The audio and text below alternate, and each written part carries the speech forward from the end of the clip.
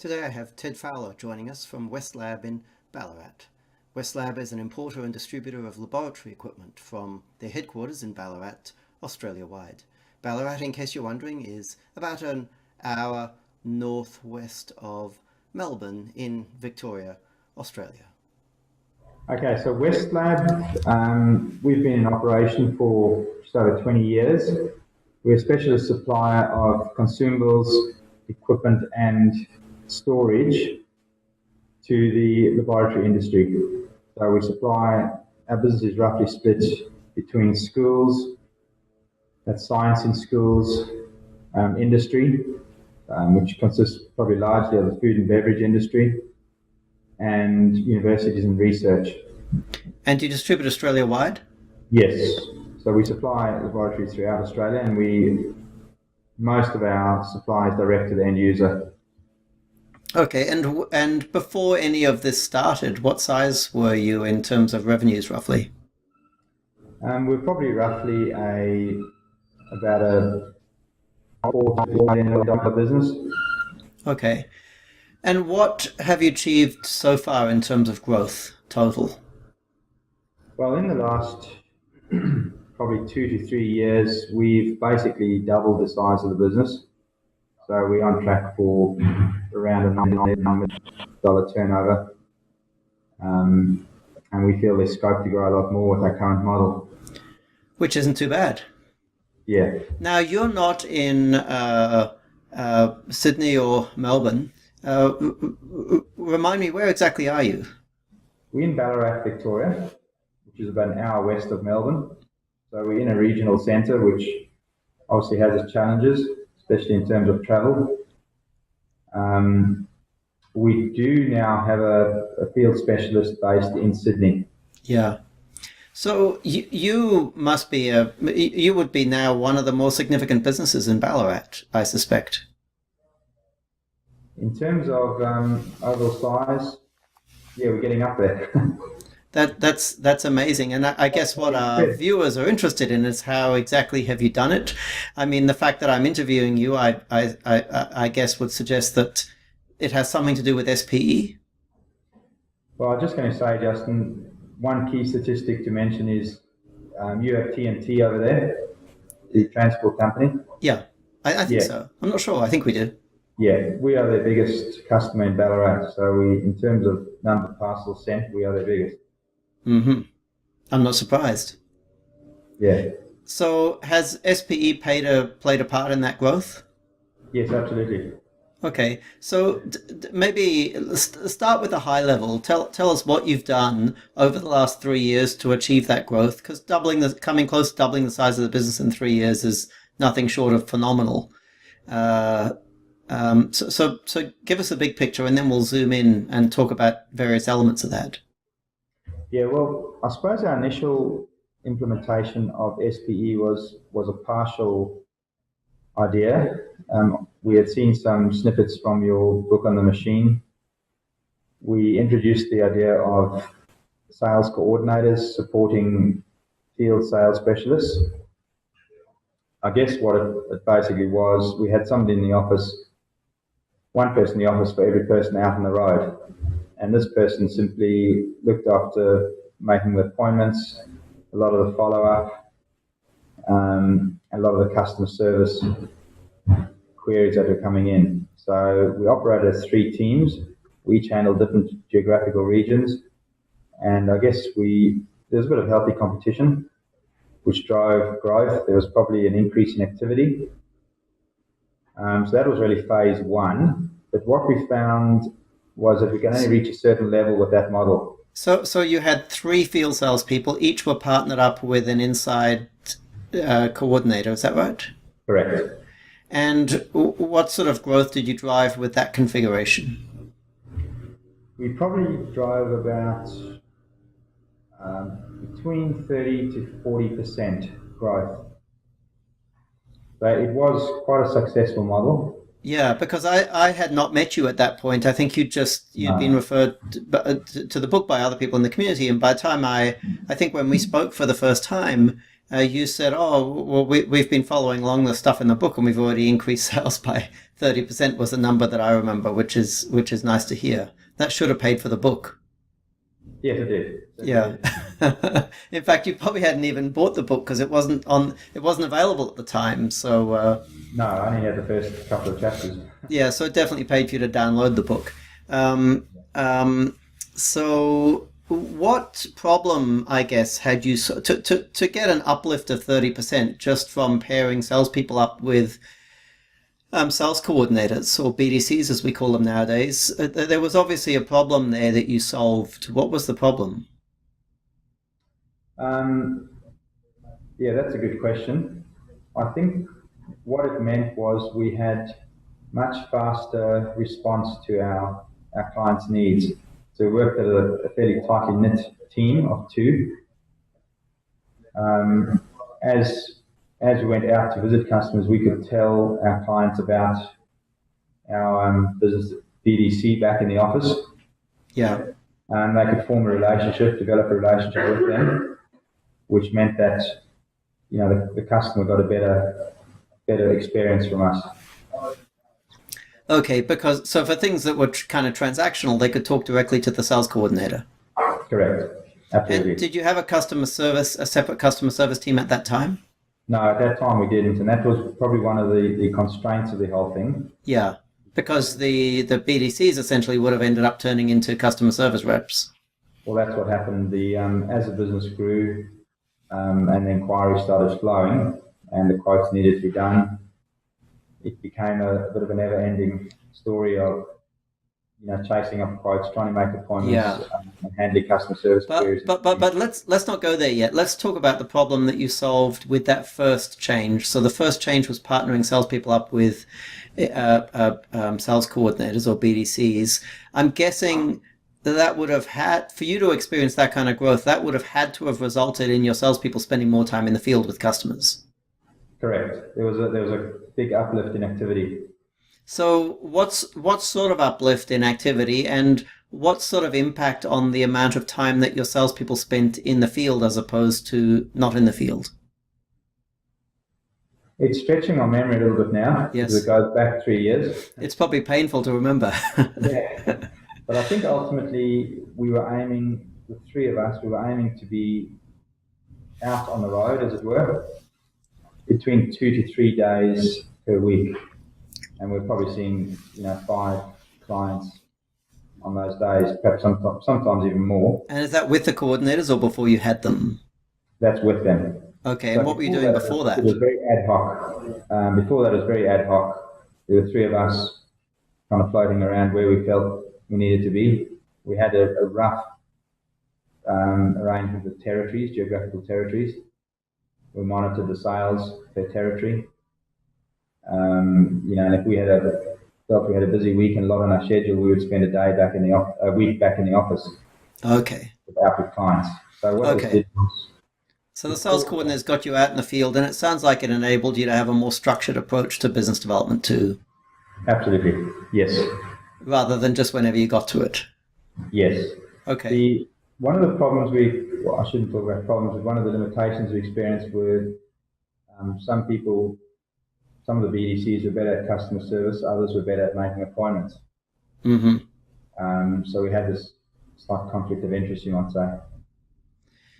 Yes. Well, and that would have meant the salespeople who were partnered up with those BDCs would either suffer or benefit accordingly, depending on what the greater requirement was. Yes, correct.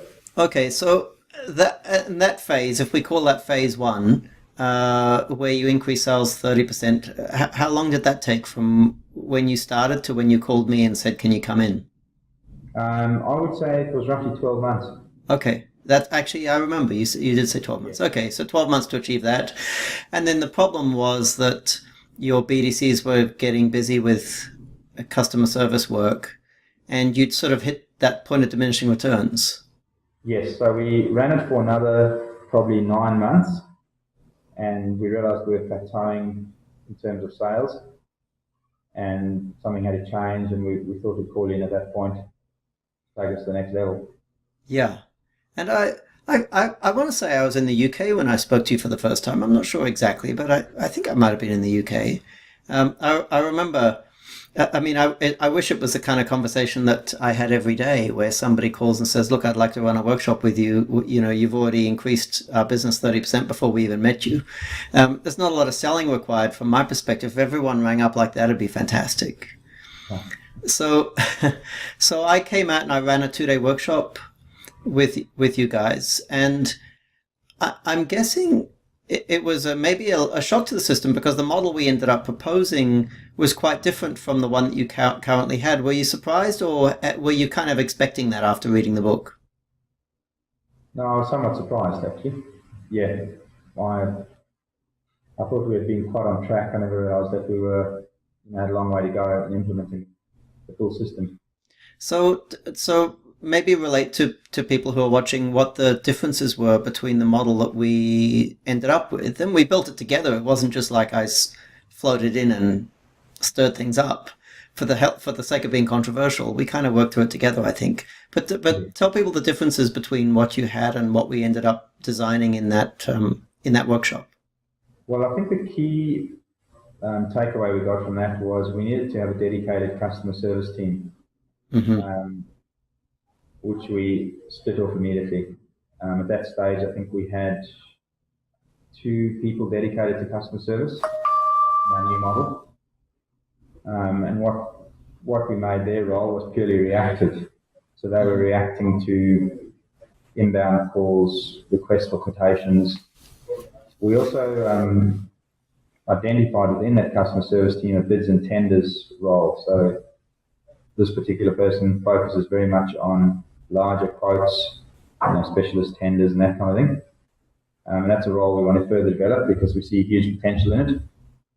We then reduced our field sales team at that stage actually to 1 person, which was myself. And we... that's why you have business development manager on your... yes. Yeah. Yeah. But we also employed, recognised we're doing a lot of travelling and we thought it would be handy to have a field specialist based in the Sydney region. We employed a lady up there within probably a month or so of your interview, who is pretty much full-time in the field with clients. We also identified a key role as a field scheduler. So we had somebody pretty much full-time on field scheduling, looking after the 2 field specialists, arranging their calendars. Okay, so let's. I think we're going to lose people here. Let's wind back and go a little slower. So let's just talk about customer service first, and because I think we'll need to explain to people why you needed a field specialist and what the difference was between a BDM and a field specialist. But on customer service first. So you built a customer service team. I think you said you added a bids and tender specialist to that team. Okay. And the customer service reps, they are responsible for what? Right. So every inbound call that comes in, they are the front line. They can generally, most times they quote there and then. That means we're highly responsive to the customer. The customer will get a quote immediately. Any, you might say, customer service queries such as tracking of freight, following up of orders, they're there to help. We've identified people who are good in that role. They do a limited amount of follow-up of quotes, but that is largely tasked across to the internal sales team. Yeah. They also do, however, what they do is they manage a lot of the quotes for the internal sales team. So when a quote request arises through perhaps a proactive sales call, they task that across to the customer service team. Yes. We prepare the quote, email it or post it or whatever to the customer. Arrange for samples to be sent. Yeah. So okay. So sending samples has gone to customer service, and issues too, I guess, have gone to customer service. Yes. So your inbound call traffic originates in customer service. Most of it ends up being handled in customer service because I guess most of it's transactional. Yes. What we have seen is the customers are delighted with that customer service team. They feel they're highly responsive. Where we were a little bit worried was potentially breaking the relationship that we had formed between the customers and the BDCs. Yes. And did any customers react negatively to, losing their single point of contact? It was the exception rather than the rule. There were a few who struggled to understand the concept, but I think once they experienced the customer service team and their fast reaction, those fears were dispelled pretty quick. It reminds me, I was actually living in Australia when automated telling machines were being introduced, and I remember pundits on the radio or on the TV talking about how it was going to destroy people's relationship with banking tellers, and how it was the end of the world as we know it. And it's amazing how quickly people discovered that they'd rather interact with a machine than a person, especially if that machine's operating 24/7. Yes, exactly. And I think in your case, you've reduced the friction significantly for simple transactions. Yeah. So when does a customer service representative escalate to inside sales, and does that happen? We have a threshold in terms of dollar value of quotes. Okay. So I think it's around the $500 mark. Okay. They will escalate a follow-up to the internal sales team. So the inside sales does the follow-up on certain quotes. Yes. And if somebody calls in with a problem, will they escalate that to the inside sales team as well? They'll go as far as they can in sorting that problem out. Yes. Yes, they might have a discussion internally. We have daily huddle or work meetings where those sort of issues can get escalated. Actually, sorry, I didn't mean a problem with your services. I meant a problem that needs solving. So,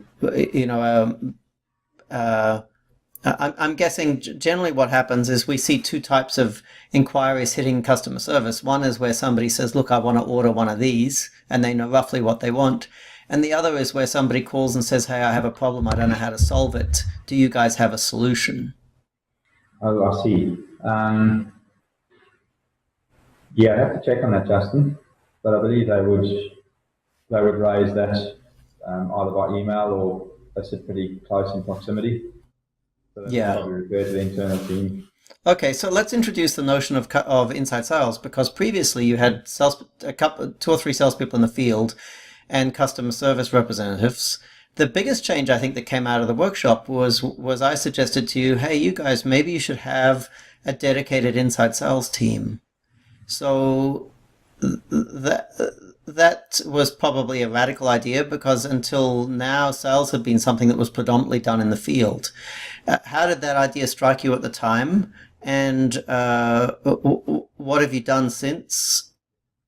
Yeah, it was a fairly radical change of thinking. We actually pulled two very successful, you might say, field salespeople back into the office.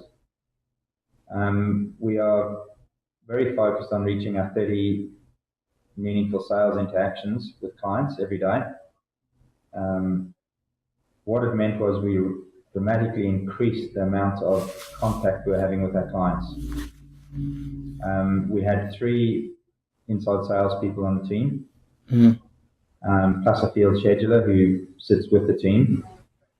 So where did the 3 inside salespeople come from? 2 of them you pulled in from the field. Correct. And another, Anthony was doing a lot of support internally on the sales front, and we moved him in, gave him a dedicated target of calls per day, which he's very focused on. And between them, they're regularly pumping out 90. Well, pretty much every day they're doing 90 sales interactions. So with 3 of them with 3 people in the field previously, I'm guessing you probably weren't quite averaging 4 meetings a day, or were you? We probably were, but we're probably only doing that. I think we were doing between 12 and 15 customer visits per week. So 12 to 15 per week across 3 people. Now you've got 3 people inside. And that's 12 each. 12 each. 12 each. Okay. We're probably doing in the region of 30 to 40,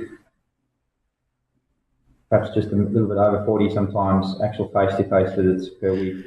So you've gone from 2.5 conversations per person per day to 30 conversations per person per day. Correct, yes.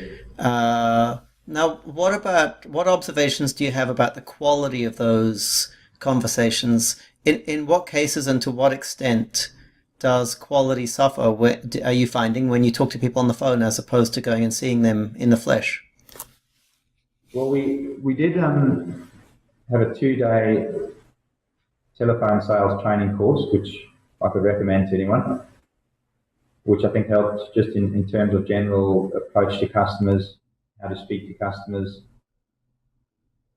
It's probably an area we need to work on, but I would say we're probably about 50% effective calls and the other 50% non-effective.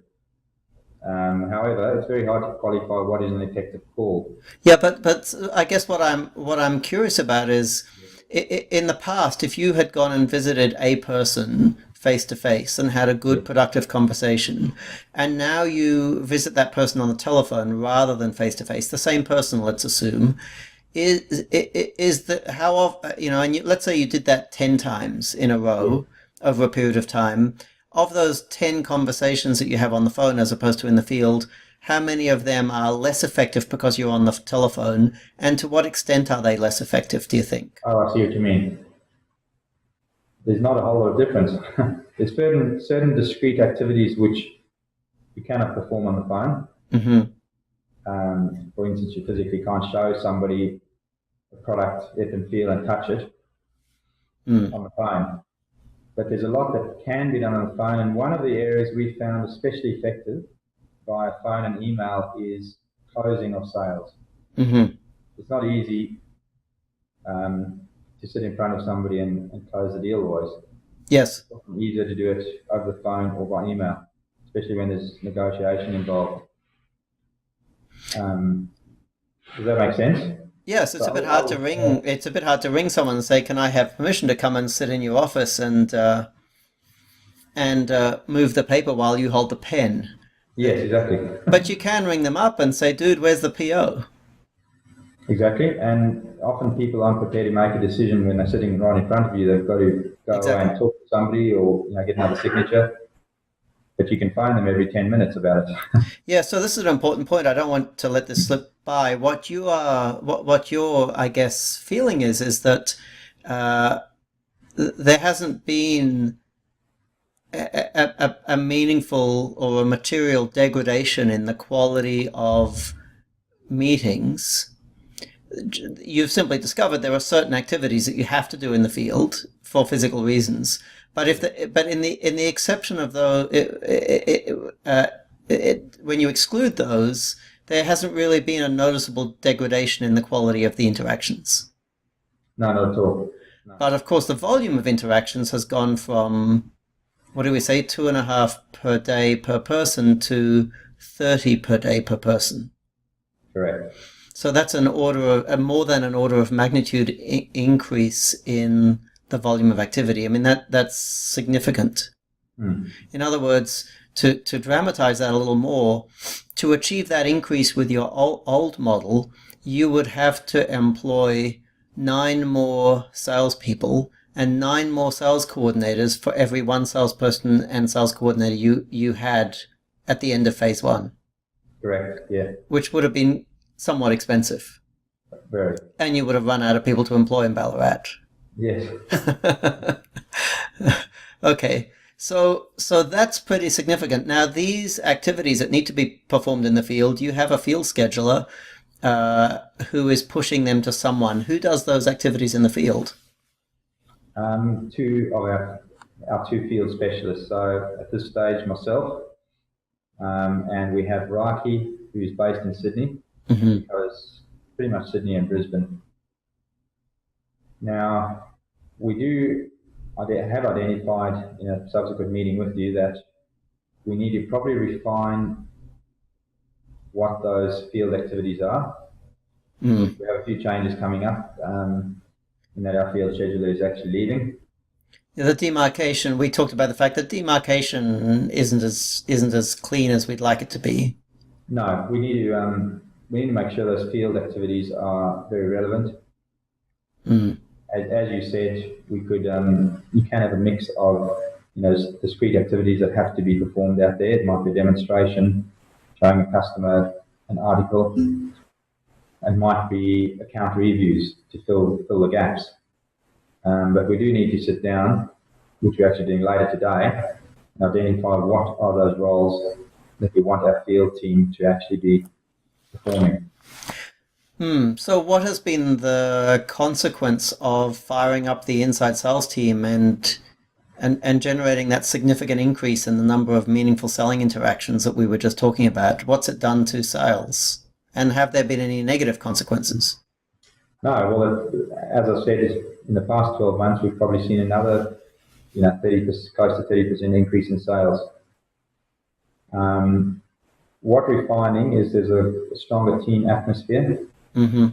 Instead of having three teams all trying to hit their own goals and outperform one another, we've actually got the whole team focused on one goal now, and that's to get every order over the line. Mm. So we're finding just being in a hub together, working closely, speaking to one another, there's a very strong synergy in the team, and it's getting results. For instance, we have a hot list of opportunities, which are key ones we want to pull over for the month or the week, and the whole team's focused on those, plus obviously generating new opportunities, new leads and opportunities. Mm-hmm.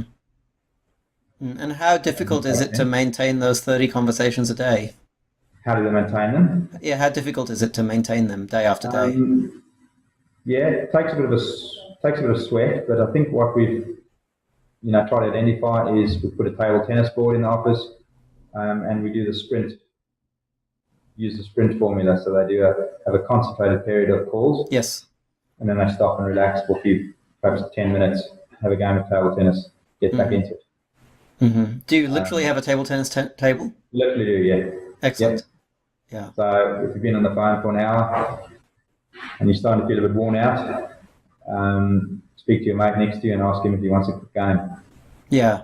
We're big fans of that. I think I said when I was with you that people perform better when they sprint and then relax. And I think pretty much all of our clients, and I'll talk about this in a second, you're not actually a client of ours in a formal sense of the word. So when I talk about clients, I'm typically talking about people who, pay us a monthly fee and have us in there working hands-on on their processes. But really, you guys have done all this yourselves. Initially, just with the only input from me was, of course, reading the chapters of the book, and then subsequently, I ran that 2-day workshop, and I, gave you a model on a piece of paper and said, "Hey, build this," and you've gone ahead and done it all. Mm-hmm. That you don't have any of our technology in there, you don't have any of our creative in there, and you haven't had one of our consultants in there, and you've almost doubled sales. If I can make a comment. And it's always interesting to me. I think we've got 2 interviews on my blog now where organizations have, doubled sales, implementing the ideas in the book by themselves. And certainly that kind of increase outperforms a lot of organizations that we would actually work with hands-on. Now, in some cases, if we're working with a $2 billion business, doubling sales is a little bit tough. But nonetheless, it's fascinating for me to see organizations implementing this by themselves achieve better results than some of the organizations we're working with hands-on.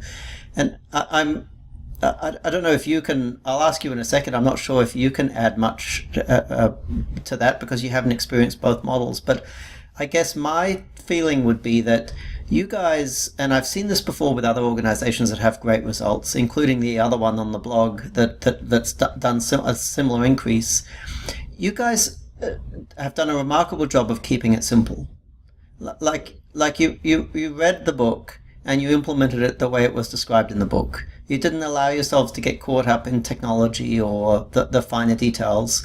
And again, after the initial workshop, you simply did it.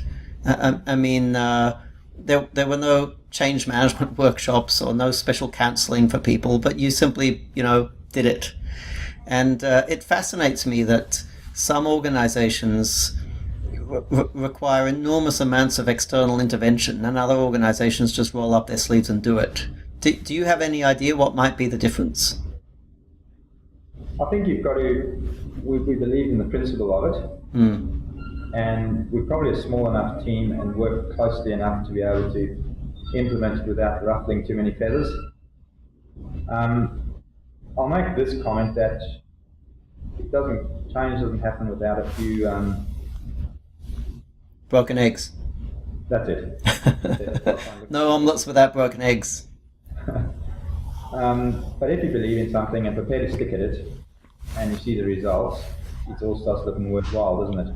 Sure, but when we talk about broken eggs, let's be concrete here.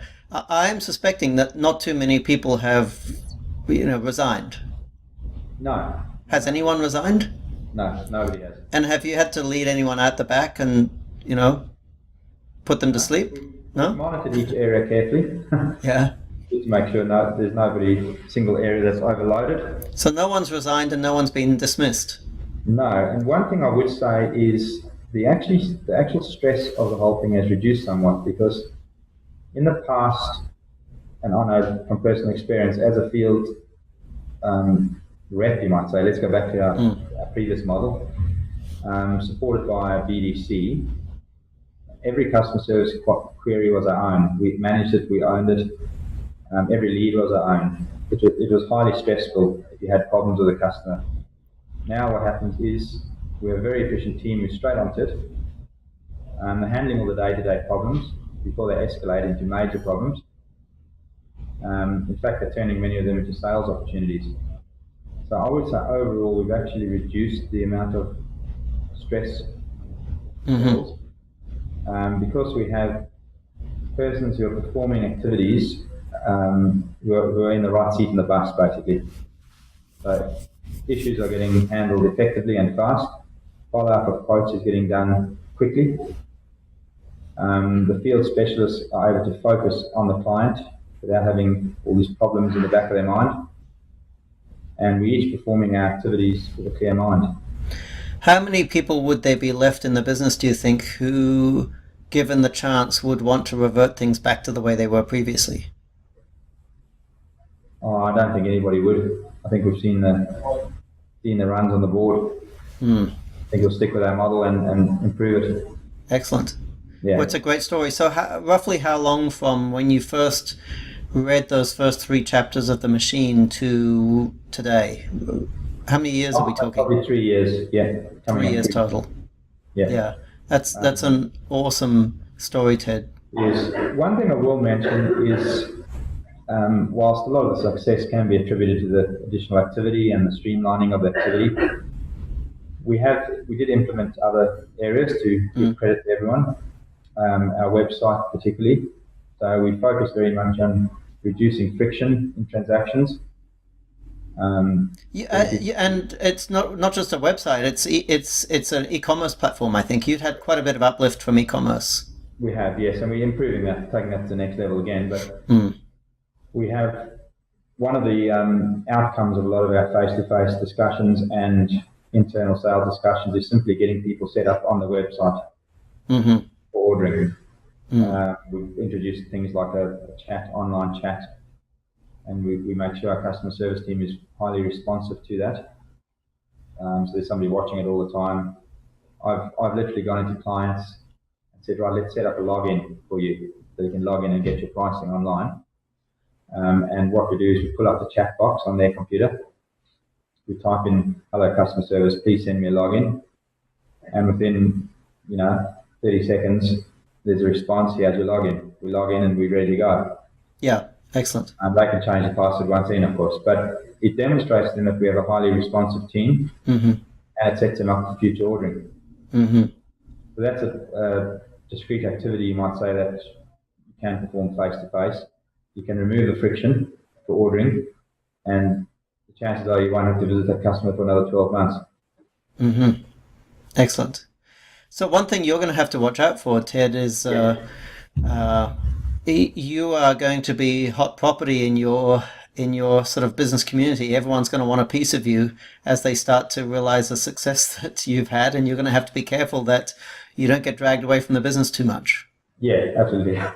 We'll make sure of that. I have a You full can schedule. you can tell I'm speaking from experience here, Ted. Very So good. it's a great story. I'm really happy for you, Good. Does that and cover most of the key points? it covers everything. It's awesome. Well, thank you so much for taking the time. This has been awesome, Good. Okay. and I look forward to talking to you at the beginning of phase 3. I guess it'll be on the next go Yeah. around. We're starting to move to the next phase now. So, Good on you. yeah. Good on you. Thank you, Ted. Good. All the best. Bye bye.